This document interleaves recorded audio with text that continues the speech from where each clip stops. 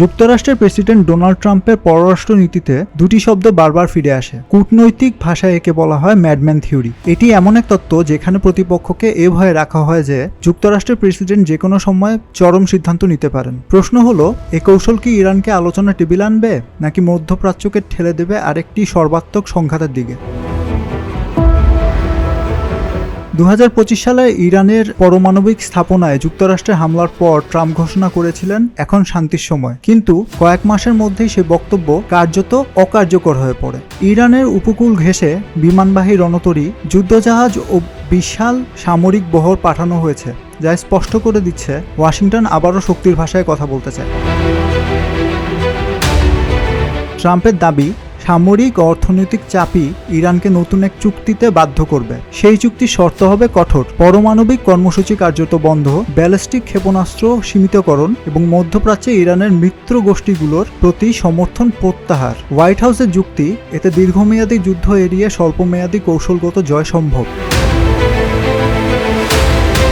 এই কৌশলের নজির আগেও আছে। 2020 সালে ইরানি জেনারেল কাসেম সোলাইমানিকে হত্যার সিদ্ধান্ত বিশ্বকে যুদ্ধের দ্বারপ্রান্তে ঠেলে দিলেও ট্রাম্প একে দেখেছিলেন শক্তি প্রদর্শনের সফল উদাহরণ হিসেবে। তৃতীয় মেয়াদে এসে তিনি সেই পথ আরও দৃঢ় করেছেন।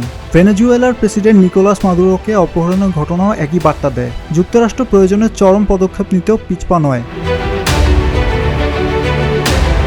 বাস্তবতা বলছে এই কৌশল সব জায়গায় সমানভাবে কাজ করছে না। ইরাকে অর্থনৈতিক চাপ দিয়ে রাজনৈতিক সমীকরণে প্রভাব ফেলা তুলনামূলক সহজ হলেও লেবানন ও গাজায় পরিস্থিতি অনেক বেশি জটিল। হিজবুল্লাহ ও হামাসের নিরস্ত্রীকরণ দাবি সেখানে অস্তিত্বের প্রশ্নে পরিণত হয়েছে। সিরিয়ায় যুক্তরাষ্ট্র ধীরে ধীরে সরে যাওয়ার ইঙ্গিত দিলেও কুর্দি মিত্রদের ভবিষ্যৎ নিয়ে ট্রাম্পের অনিশ্চয়তা ওয়াশিংটনের বিশ্বাসযোগ্যতাকে প্রশ্নের মুখে ফেলছে।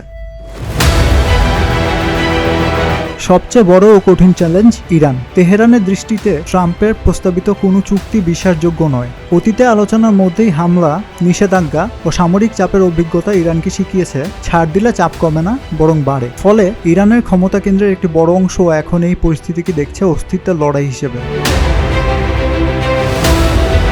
বিশ্লেষকদের মতে ম্যাডম্যান থিওরি সীমিত লক্ষ্য অর্জনে কার্যকর হতে পারে, কিন্তু যখন প্রতিপক্ষ মনে করে তাকে ধ্বংস করাই আসল উদ্দেশ্য, তখন এই কৌশল উল্টো ফল দিতে বাধ্য। ট্রাম্প হয়তো শক্তির ভাষায় কিছু ছাড় আদায় করতে পারবেন, কিন্তু যদি ইরান বা তার মিত্ররা বিশ্বাস করে যে তাদের আর হারানোর কিছু নেই, ট্রাম্প হয়তো শক্তির ভাষায় কিছু ছাড় আদায় করতে পারবেন, কিন্তু যদি ইরান বা তার মিত্ররা বিশ্বাস করে যে তাদের আর হারানোর কিছু নেই, তাহলে মধ্যপ্রাচ্য আবারও বড় সংঘাতের দিকেই এগিয়ে যেতে পারে।